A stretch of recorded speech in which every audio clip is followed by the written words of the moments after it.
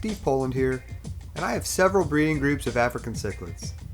I keep a bare bottom on all of these tanks, no substrate, because it makes maintenance much easier. And one thing I've always done, and I think a lot of breeders do this, is put a flat rock in the tank to give the fish a place to spawn. The extent to which this actually helps I can't say. I certainly don't think it hurts. But one thing that has really been bugging me is the amount of waste that these rocks seem to trap.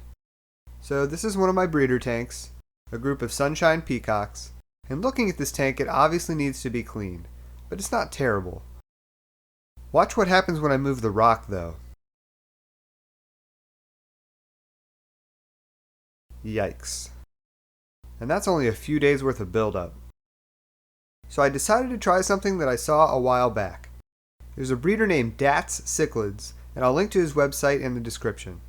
And he uses a piece of floor tile for this, and I'm hoping it will work a little better.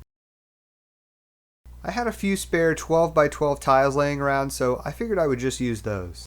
But they're a little big to throw in a 40 breeder, so I decided to cut them in half. Now, I didn't happen to have a tile saw on hand, but I didn't need a perfect cut on these. So I used a process that's super easy. I just grabbed a square and a glass cutter,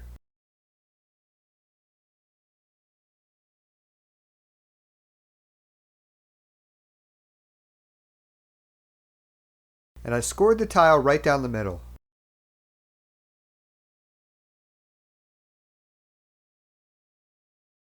The line isn't really even visible, but it works. Then I grabbed something to put underneath the tile to help break it. You can use a coat hanger, but I just used a really long screwdriver. I pushed down on both sides and snapped it in half. I was left with two pieces that are the perfect size. Side note, it's not a bad idea to sand down the sides a bit and give it a nice rinse. So going back to my tank, I cleaned up the waste and added the tile to the tank. But it doesn't just sit on the bottom. You could do lots of things here, but I used a couple of PVC fittings for the tile to rest on.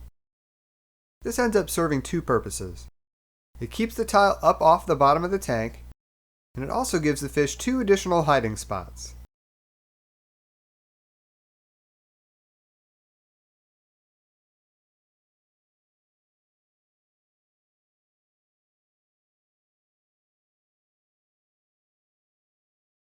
Obviously, it needs to soak for a while to get all the tiny air bubbles out, but I'm kind of interested to see the degree to which this encourages breeding.